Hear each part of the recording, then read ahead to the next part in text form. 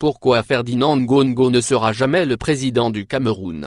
Le pouvoir informel de Madame Biya est bien plus important que l'acte formel et classique accordé à Ferdinand Ngongo, une délégation de signature et non de pouvoir. Concentrons-nous sur l'essentiel.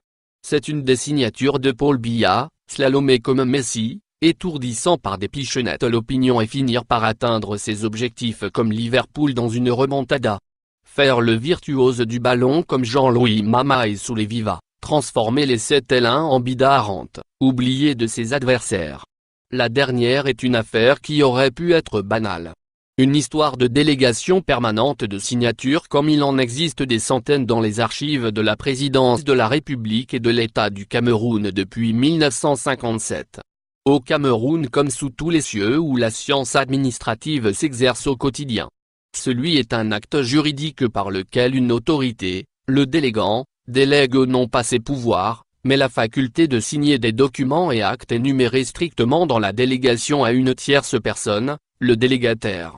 Suite, en effet à la publication d'un bulletin d'information du cabinet civil de la présidence, on y découvre un décret du chef de l'État, daté du 5 février 2019. Accordant une délégation permanente de signature à Ferdinand Ngongo en qualité de ministre d'État, secrétaire général de la présidence.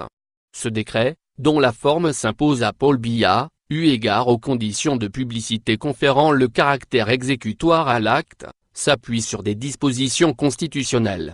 L'article 10 de la Constitution stipule en effet, en son alinéa 2 que le président de la République peut déléguer certains de ses pouvoirs au Premier ministre, aux autres membres du gouvernement et à certains hauts responsables de l'administration de l'État, dans le cadre de leurs attributions respectives.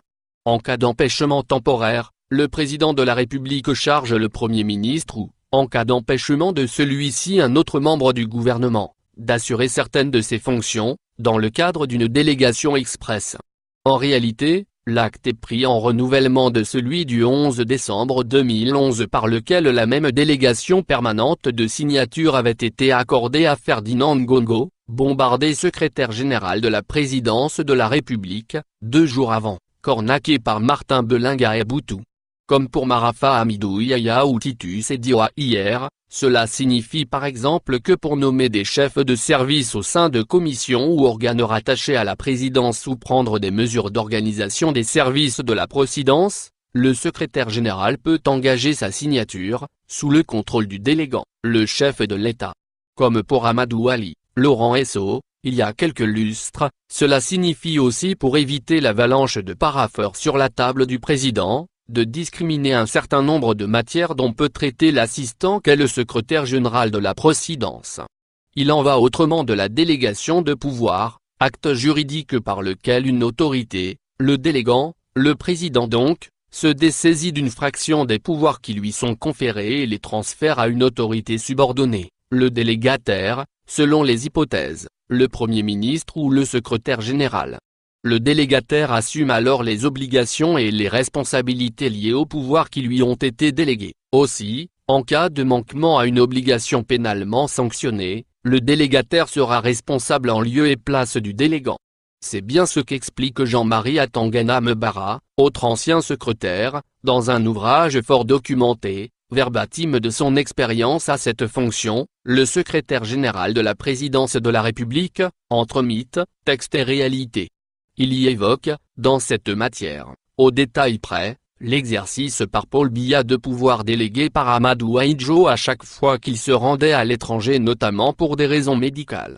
Si cela advenait, cela signifierait que le SGPR, au lieu de se limiter à soumettre des propositions de nomination d'ambassadeurs, d'officiers supérieurs ou généraux de l'armée, dans les domaines dits réservés de la diplomatie et de la défense, prendrait des actes de nomination.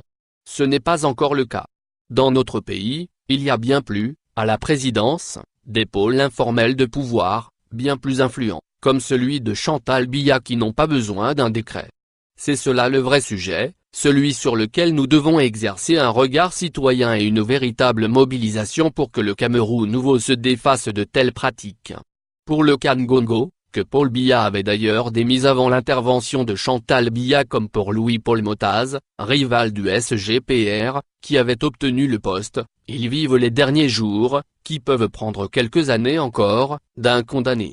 Car, Paul Biya scellera leur sort comme celui de précédents collaborateurs, autrement plus puissants, limogeage et bagne au besoin. Après la diversion des signatures, revenons donc à l'essentiel.